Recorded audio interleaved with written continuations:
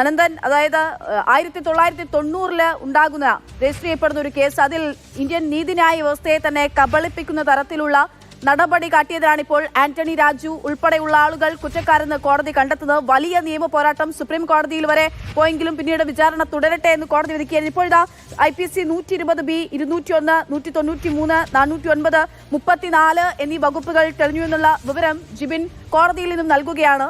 ഈ വകുപ്പുകൾ തെളിയുമ്പോൾ പ്രതിക്ക് എത്ര വലിയ ശിക്ഷ ലഭിക്കാനുള്ള സാധ്യതയുണ്ട്? എങ്ങനെയാണ് അതിന്റെ വിവരങ്ങൾ? നിയമപ്രശ്നം കൂടി, ഒരു സങ്കീർണത കൂടി രൂപപ്പെട്ടിരിക്കുകയാണ്. കാരണം ഈ കേസ് 1ാം ക്ലാസ് മജിസ്ട്രേറ്റ് കോടതിയിലാണ് ഇതുവരെ വിചാരണ നടന്നത്. അതിന് മുമ്പ് കുറ്റപത്രത്തിൽ ചുമത്തിയിരുന്ന വകുപ്പുകൾ മജിസ്ട്രേറ്റ് കോടതിയിൽ വിചാരണ നടത്താൻ തക്കതായിരുന്നു.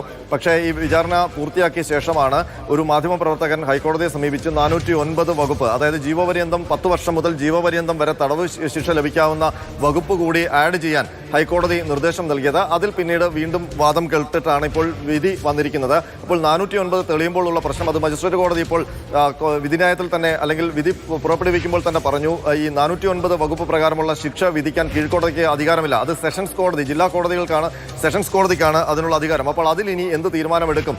അതിനി ആ 409 മജിസ്ട്രേറ്റ് കോടതിയിൽ തെളിഞ്ഞു.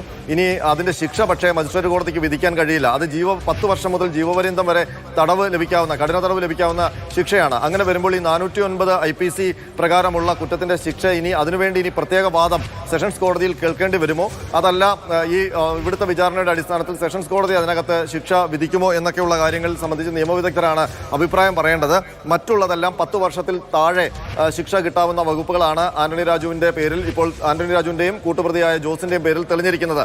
അപ്പോൾ ആ വകുപ്പുകൾ പ്രകാരമുള്ള ശിക്ഷയാകും ഇനി കോടതി നിശ്ചയിക്കുന്ന ദിവസം അല്ലെങ്കിൽ സമയം വിധി പറയാൻ പോകുന്നത്. 409 10 വർഷം മുതൽ ജീവപര്യന്തം വരെ കഠിന തടവ് ലഭിക്കാവുന്ന ശിക്ഷ മജിസ്ട്രേറ്റ് കോടതി പറയില്ല എന്നുള്ള കാര്യം ഉറപ്പാണ്. അപ്പോൾ തൽക്കാലം ആന്റണി രാജുവിന് ജീവപര്യന്തം വരെ ശിക്ഷ ലഭിക്കാവുന്ന 409 ശിക്ഷാവിധി കേൾക്കേണ്ടി വരില്ല.